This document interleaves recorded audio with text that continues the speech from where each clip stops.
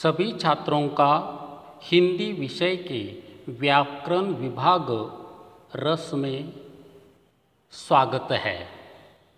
आज हम व्याकरण के रस इस विभाग को देखने जा रहे हैं। व्याकरण विभाग रस भाग 1 आज हम देखने वाले हैं। कुल मिलाकर 12वीं कक्षा के लिए 6 रस है, उसमें से भाग 1 में 3 रसों का अध्ययन आज हम करने वाले हैं। योग भारती कक्षा 12वीं व्याकरण विभाग रस विभाग 5 में व्याकरण में 10 अंक के लिए कृति क्रमांक 5 पूछी जाती है। उसमें 5 उप प्रश्न आते हैं। उसमें से अ है, काल परिवर्तन करके वाक्य फिर से लिखिए। 4 वाक्य दिए जाते हैं, उसमें से 2 के उत्तर लिखने हैं, अंक है 2। आ है, अलंकार पहचानना। 4 काव्य पंक्तियाँ दी जाती है, उसमें से 2 के उत्तर लिखने हैं, अंक है 2। रस्व ई है, रस पहचानना। 4 काव्य पंक्तियाँ दी जाती है, उसमें से 2 के उत्तर आपको लिखने हैं, अंक है 2। दीर्घ ई है अगला प्रश्न, मुहावरों का अर्थ लिखकर वाक्य में प्रयोग कीजिए। 4 वाक्य दिए जाते हैं, उसमें से 2 के उत्तर लिखने हैं, अंक है 2। आगे है रस्व उ, वाक्य शुद्धिकरण करके वाक्य फिर से लिखिए। कुल मिलाकर 4 वाक्य दिए जाते हैं, उसमें से 2 वाक्यों का शुद्धिकरण आपको करना पड़ता है, इसके लिए अंक है 2। मतलब कुल मिलाकर 10 अंक के लिए यहाँ पर व्याकरण पर आधारित प्रश्न पूछा जाता है।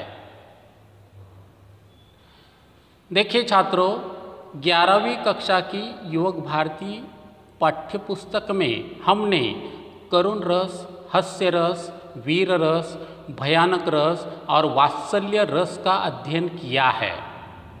शेष बचे हुए 6 रसों का अध्ययन 12वीं कक्षा में हम करने जा रहे हैं।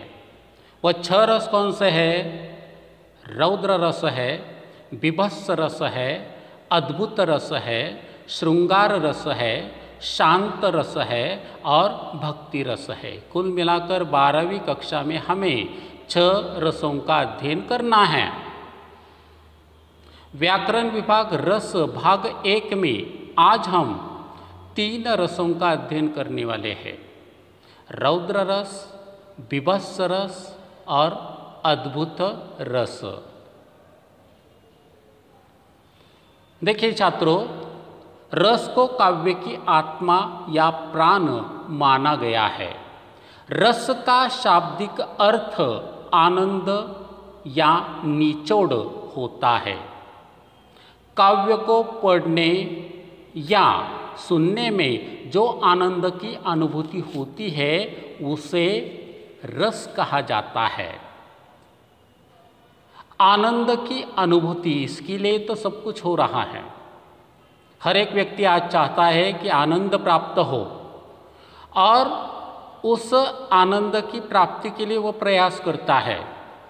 यहाँ हमारे सामने काव्य है। काव्य भी यदि हम पढ़ते हैं, सुनते हैं तो हमें आनंद देता है, आनंद की अनुभूति देता है। और जब कभी ऐसे होता है, निश्चित तौर पर उस काव्य में रस है या रस समाया हुआ है, ऐसा हम कह सकते हैं। आचार्य भरत मुनि के अनुसार विभावानुभाव व्यभिचारी संयोगाद्रस निष्पत्तिहा, अर्थात विभाव अनुभाव व्यभिचारी भाव के संयोग से रस की निष्पत्ति होती है। रसवादी आचार्य रस को काव्य की आत्मा मानते हैं।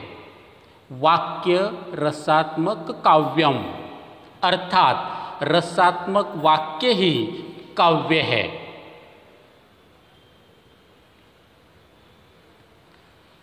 रस के प्रमुख 4 अंग या तत्व यहाँ पर माने गए हैं। पहला है विभाव, दूसरा है अनुभाव, तीसरा है व्यभिचारी संचारी भाव, चौथा है स्थायी भाव। इन 4 अंगों या तत्वों से रस की निष्पत्ति होती है। अब देखिए, हर एक शब्द में भाव शब्द आया है। भाव का अर्थ हमें जानना जरूरी है, रस के लिए काफ़ी महत्वपूर्ण है। हमारे मन के भाव हमारे चेहरे पर आ जाते हैं, चेहरे पर दिखाई देते हैं, लेकिन हमारे चेहरे के भाव दूसरा व्यक्ति पढ़ सकता है। वही भाव काव्य पंक्ति में आ जाते हैं। उस काव्य पंक्ति के भाव हमें पहचानने हैं, तब जाकर पता चलेगा कि कौन सा रस इस काव्य पंक्ति में आया है। इसलिए इसकी परिभाषा देखिए, मन के विकारों को या आवेगों को भाव कहते हैं। उसमें विभाव है, भाव के कारण जिन विषय प्रस्तुतियों के द्वारा मन के स्थायी भाव जागृत होते हैं। मन के स्थायी भाव यहाँ पर जागृत हो जाते हैं। विभाव के 3 अंग हैं। पहला है आश्रय, दूसरा है आलंबन और तीसरा है उद्दीपन। यहाँ पर आश्रय क्या होता है? जिनके हृदय में भाव जागृत होता है उन्हें आश्रय कहा जाता है। यहाँ पर विषय भी आ जाते हैं। जिसके प्रति भाव जागृत होता है उसे विषय कहा जाता है। आलंबन किसे कहते हैं? जिस प्रमुख व्यक्ति वस्तु को देखकर हृदय में भाव जागता है उसे आलंबन कहा जाता है। उद्दीपन किसे कहते हैं? जिन प्रेरक व्यक्तियों वस्तुओं के सहयोग से मूल भाव जागता है उसे उद्दीपन कहा जाता है। और यहाँ पर आया है व्यभिचारी संचारी भाव किसे कहा जाता है? तो यह मनोभाव स्थायी न होकर चंचल होते हैं तथा बुलबुलों की तरह उड़ते गिरते रहते हैं। मतलब यह एक जगह पर टिकते नहीं हैं, हमेशा हृदय में चले जाते हैं, मन में चले जाते हैं और कुछ समय बाद बाहर भी जा सकते हैं। यह फर्क यहाँ पर हम मान सकते हैं। इनकी संख्या कुल 33 होती है। और एक महत्वपूर्ण परिभाषा हमें देखनी है, स्थायी भाव। स्थायी भाव किसे कहते हैं? हृदय के अंतःकरण में जो मनोविकार वासना या संस्कार रूप में सदा विद्यमान रहते हैं तथा जिन्हें कोई भी विरोधी या अविरोधी दबा नहीं सकता है, उन्हें स्थायी भाव यहाँ पर कहा जाता है। मतलब निश्चित तौर पर यह मनोविकार वासना संस्कार सदा हम में विद्यमान रहते हैं। यह मानव के मन में बीज के रूप में चिरकाल तक अचल होकर निवास करते हैं। मतलब काफ़ी लंबे समय तक यह एक जगह पर टिकते हैं। हम अब रौद्र रस के बारे में यहाँ पर जानकारी लेंगे। चित्र पहले देखना है, इसका स्थायी भाव हमें देखना पड़ेगा कि कौन सा है। चित्र से यह पता चल रहा है कि प्रस्तुत रौद्र रस का जो स्थायी भाव है उस औरत के चेहरे पर देखने को मिल रहा है, क्रोध। रौद्र रस के लिए प्रसिद्ध जो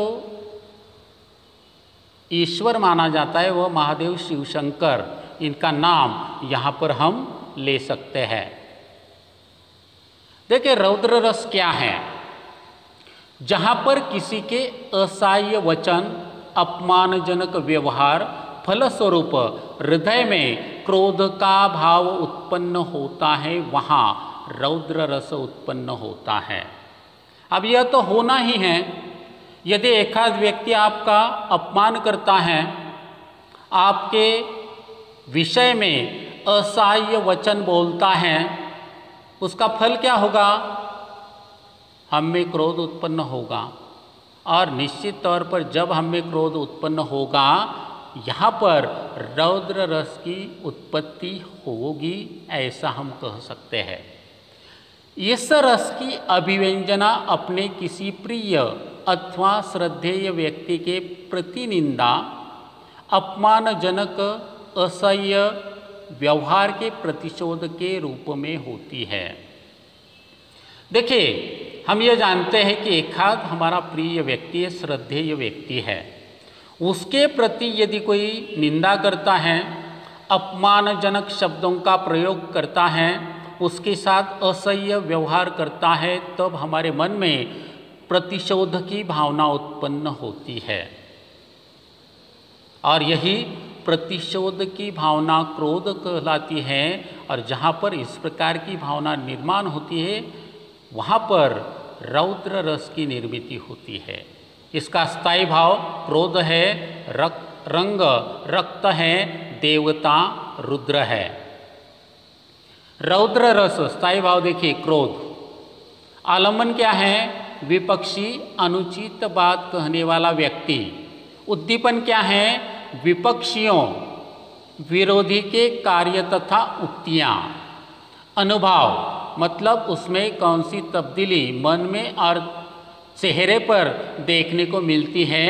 मुख लाल होना, दांत पीसना, आत्म प्रशंसा, शस्त्र चलाना, भव्य चीढ़ना, कंप, स्वेद, गर्जना आदि भाव व्यक्ति के मन में चेहरे पर दिखाई देते हैं। संचारी भाव क्या है? आवेग, आवेश, उग्रता, उद्वेग, तीव्र गति, स्मृति, असूया, मद, मोह आदि। इसके उदाहरण देखिए। पहला उदाहरण, श्री कृष्ण के वचन सुन अर्जुन क्रोध से जलने लगे, सब शोक अपना भूलकर करतल युगल मलने लगे। संसार देख अब हमारे शत्रु रण में मृत पड़े, करते हुए यह घोषणा वे हो गए उठकर खड़े। उस काल हमारे क्रोध के तन कांपने उनका लगा, मानो हवा के जोर से सोता हुआ सागर जगा। देखिए, श्री कृष्ण की बात सुनकर अर्जुन के मन में घृणा उत्पन्न हो गई। वह अपने क्रोध को भूलकर, यहाँ पर शील शोक को भूलकर अर्थात शील भाव को भूलकर बिल्कुल शांत रूप में अपना हाथ मलने लगे हैं। शोक को भूलना ही पड़ेगा, लेकिन क्रोध तो था जरूर। उसमें अभिमन्यु की मृत्यु अर्थात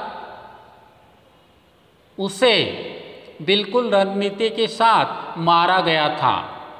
वही क्रोध इस समय अर्जुन के मन में उत्पन्न हुआ था। और यहाँ पर इसी प्रकार इसी कारण रौद्र रस की निर्मिति हुई है। दूसरा उदाहरण, कहा कैकेयी ने सक्रोध, दूर हट निर्बोध, द्विजिह्वे रस में विष मत घोल। देखिए, दोनों उदाहरणों में क्रोध शब्द का प्रयोग किया गया है। इसी प्रकार के शब्द हमें ढूंढने हैं जिसके कारण यह पता चले कि वह रस कौन सा है।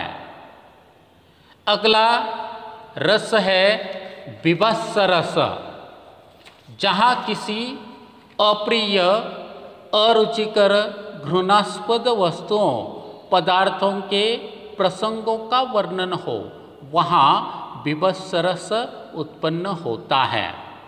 देखिए, यहाँ पर अप्रिय, अरुचिकर, घृणास्पद वस्तु या पदार्थ, इनका वर्णन यहाँ पर देखने को मिलता है।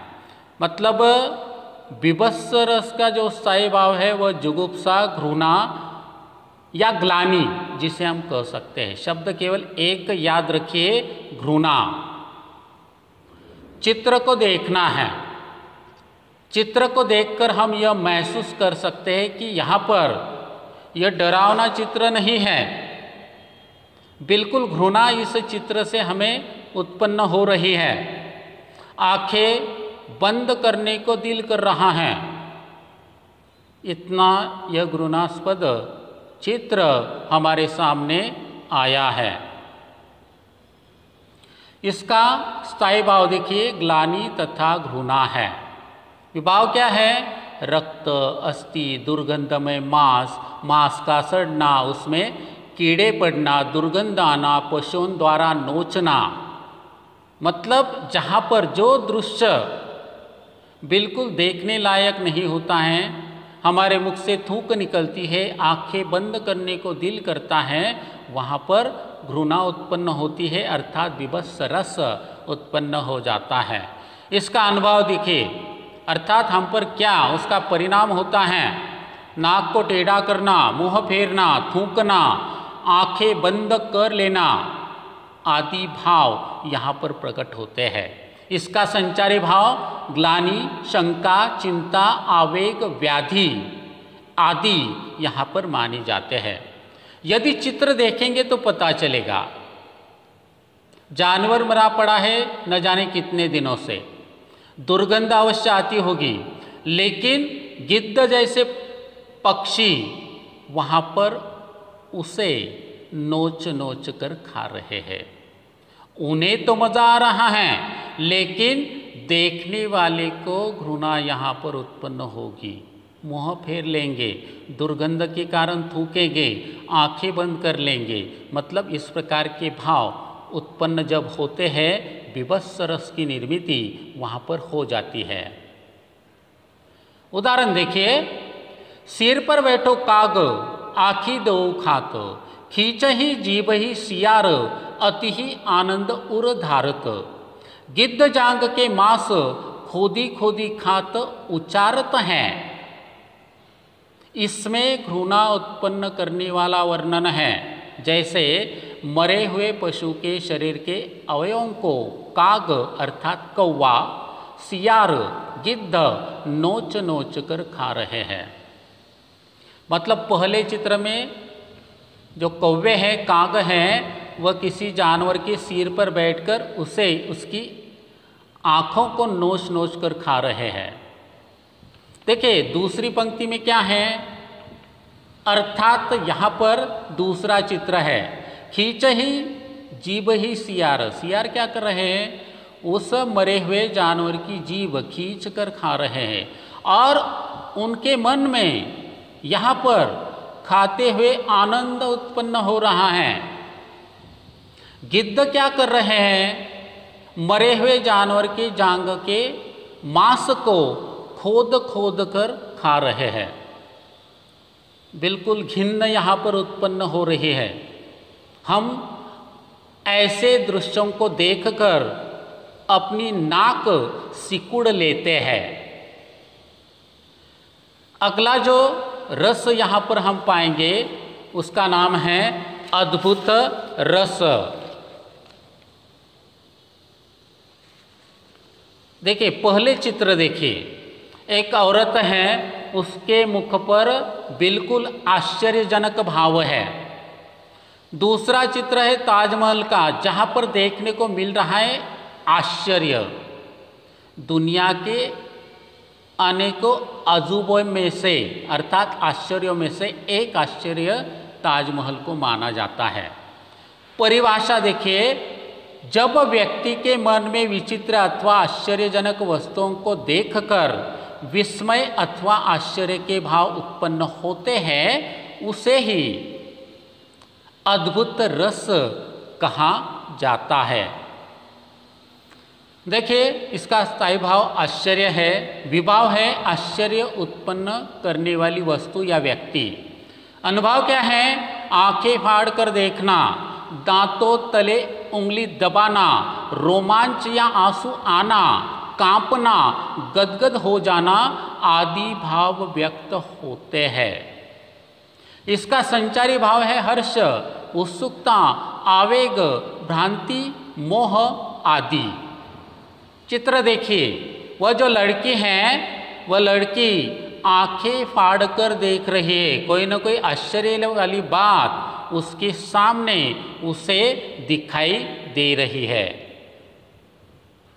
उदाहरण देखिए पहला, एक अचंबा देखा रे भाई, ठाड़ा सिंह चरावे गाई, पहले पुत पाछे माई, चेला के गुरु लागे पाई।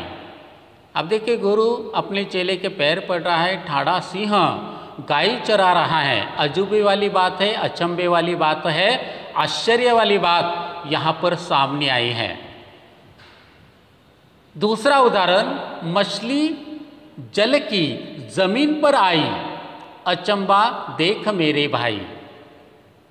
देखिए, पानी में तैरने वाली मछली जमीन पर आई है, यहाँ पर हमें विस्मय हो रहा है, अचंबा हो रहा है, आश्चर्य भी हो रहा है, और इसी कारण यहाँ पर अद्भुत रस की निर्मित हो रही है, ऐसा हम कह सकते हैं।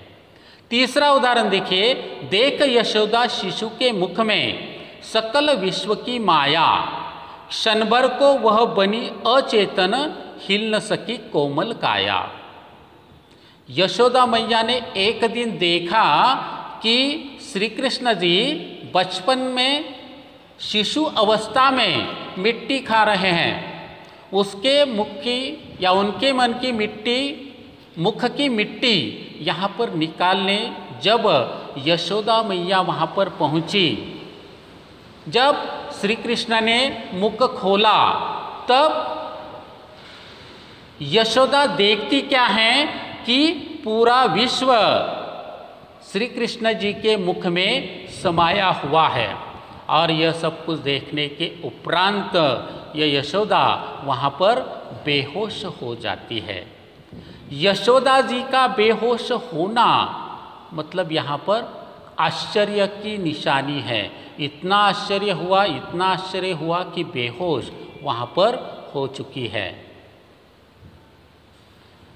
आज हमने व्याकरण विभाग के रस भाग 1 में 3 रसों का अध्ययन यहाँ पर किया है। अगले भाग 2 में अन्य बचे हुए 3 रसों का हम अध्ययन करने वाले हैं। आज के लिए इतना ही काफ़ी है। धन्यवाद।